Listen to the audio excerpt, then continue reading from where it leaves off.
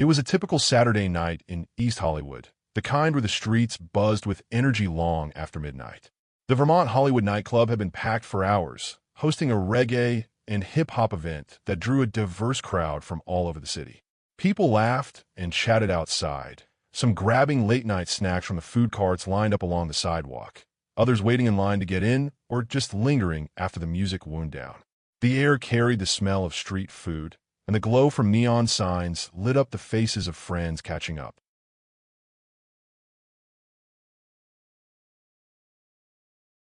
Inside the club earlier that evening, things had gotten a bit heated.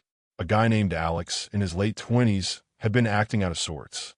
He'd had too much to drink and started arguing with a few patrons near the bar. Security noticed quickly and stepped in, escorting him out without much fuss. Alex grumbled as they led him to the door, but he left the building and disappeared into the night. No one thought much of it at the time. Clubs deal with that sort of thing all the time.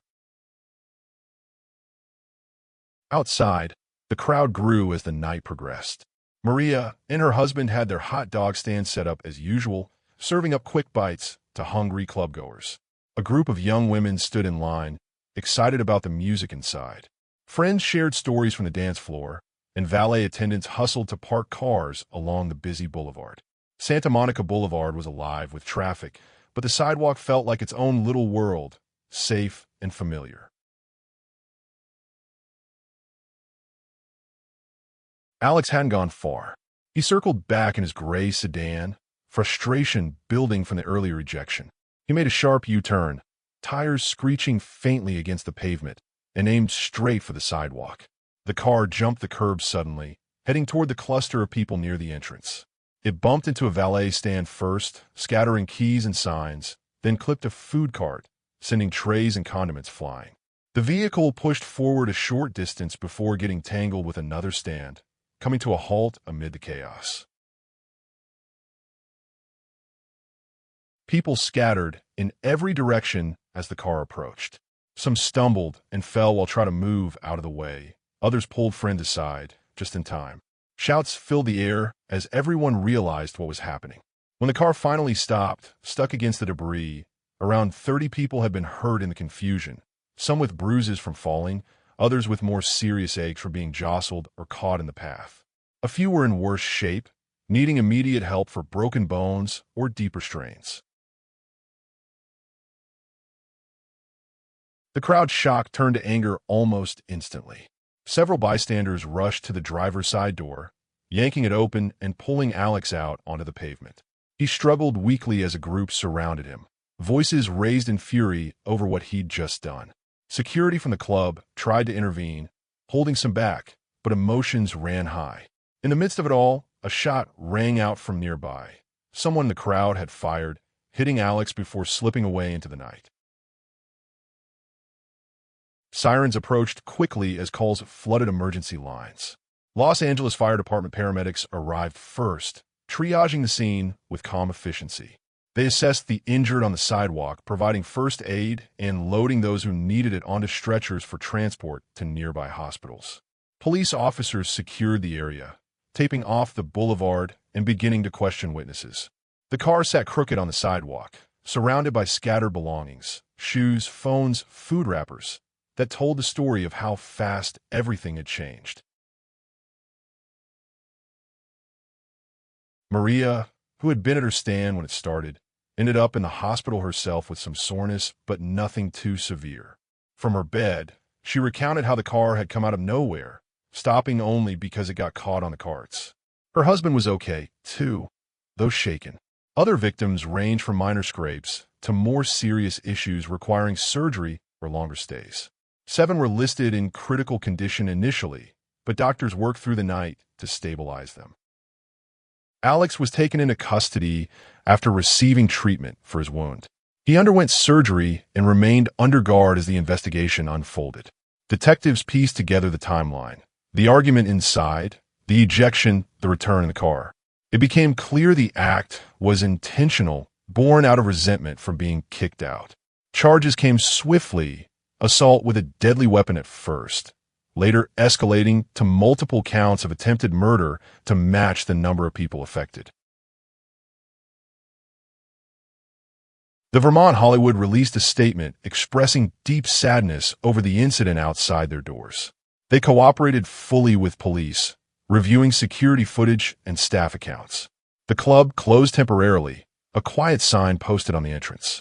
The neighborhood felt the impact too. That stretch of Santa Monica Boulevard, usually vibrant, carried a heavier atmosphere in the days that followed. Witnesses came forward one by one, sharing what they remembered. A young woman in line described hearing the engine rev before seeing the car mount the curb, how she grabbed her friend's arm and pulled her back. A valet attendant talked about diving out of the way as the stand crumpled.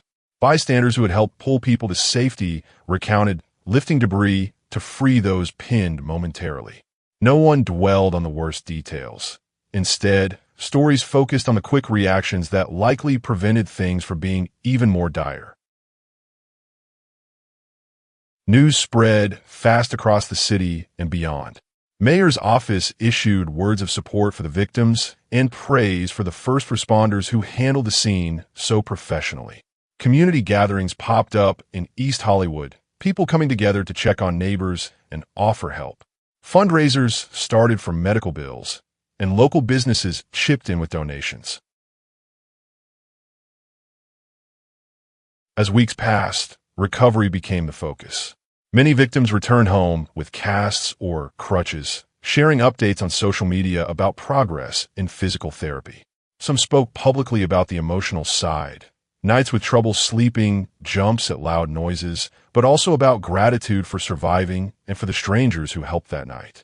Alex's background came to light through court records, previous run-ins with the law, including violent incidents, painting a picture of someone with ongoing issues.